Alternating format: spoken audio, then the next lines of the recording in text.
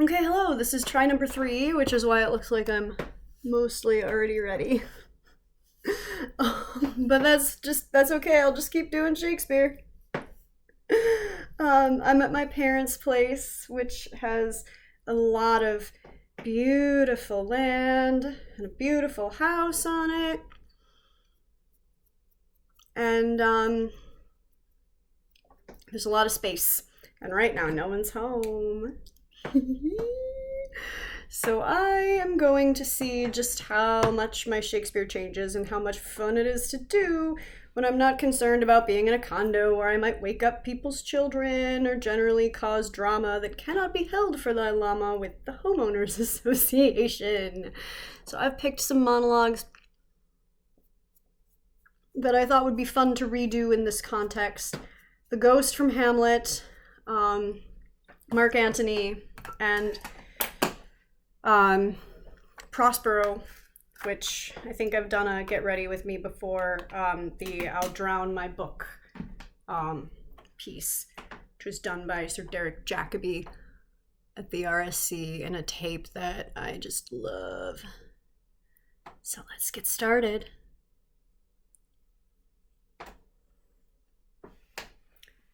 Mark me.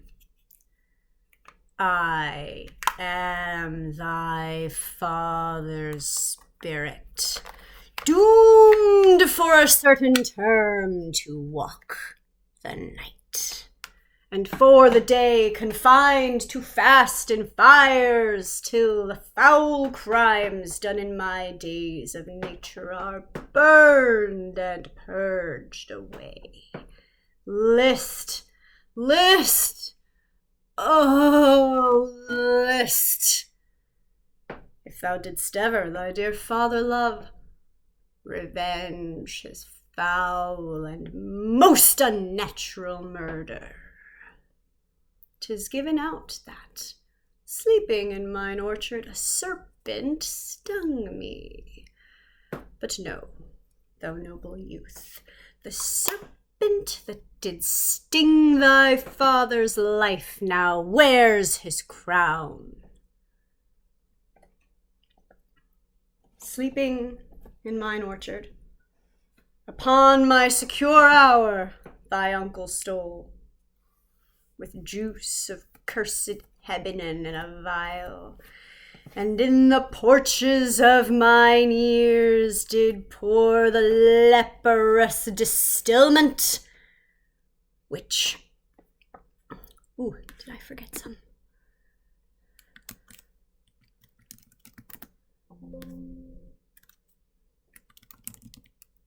Yep, the leprous distilment, whose effect holds such an enmity with blood of man that swift as quicksilver it courses through the natural gates and alleys of the body.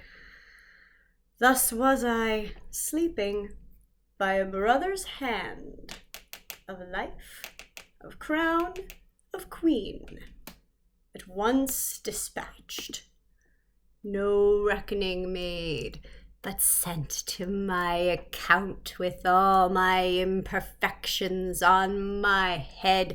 Oh, horrible! Oh, horrible!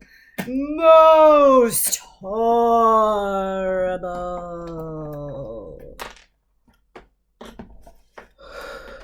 That's fun. Okay, going back to Prospero.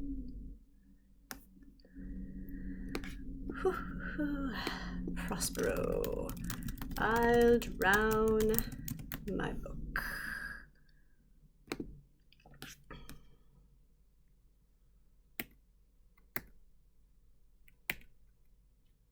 Yeah.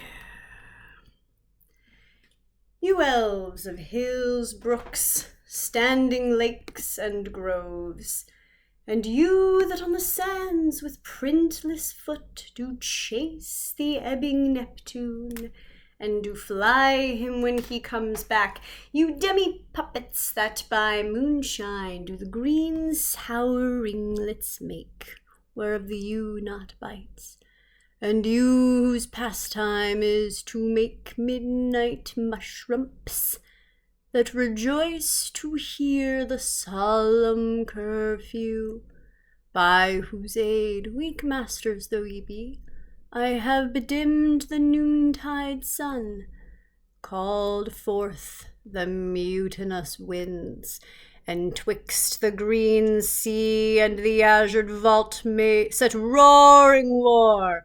To the dread rattling thunder have I given fire, and rifted Jove's stout oak with his own bolt.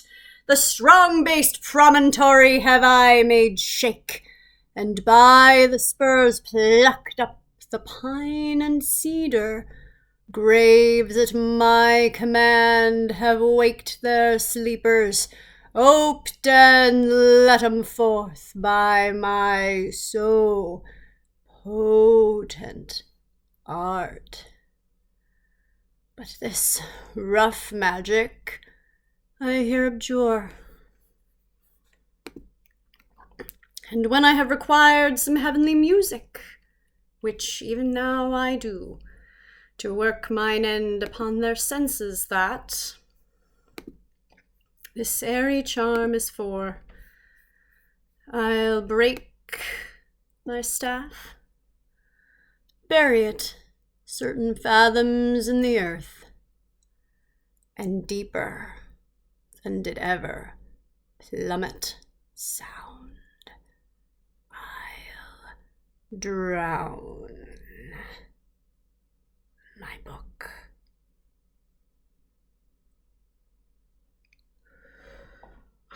Well, that was fun.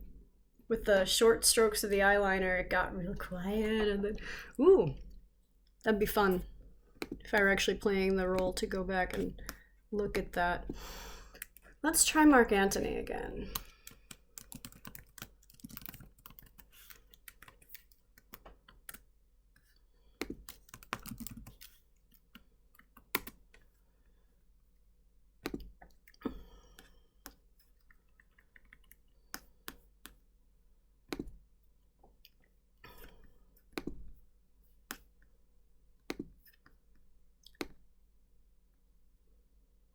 Gotta make sure I can read it and also see the mirror.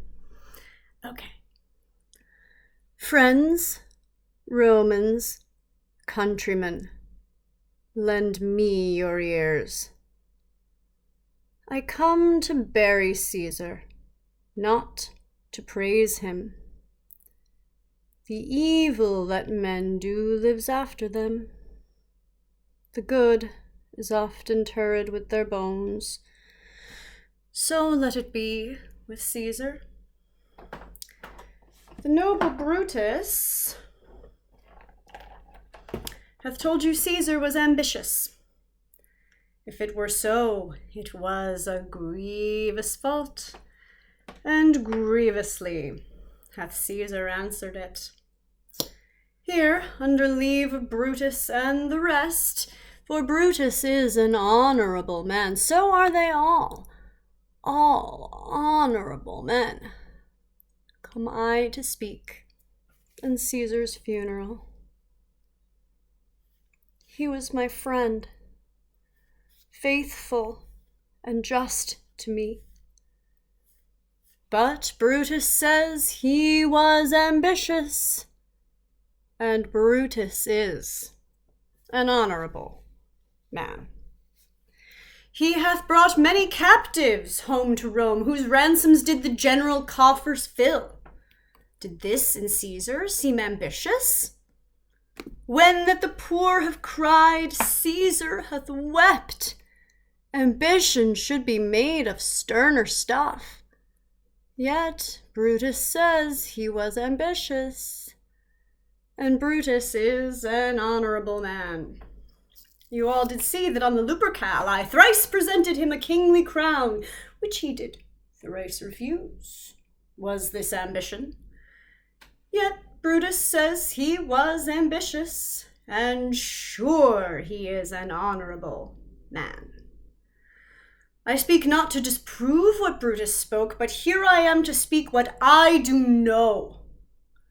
You all did love him once, not without cause.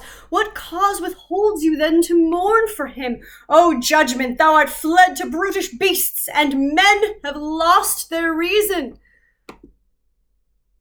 Bear with me. My heart is in the coffin there with Caesar, and I must pause till it come back to me. Well, that was fun. And now I'm wearing way more makeup than I planned to today, but you know. Tell me what you think of both the sound and the look. Love you all. Save the drama for thy llama. Bye.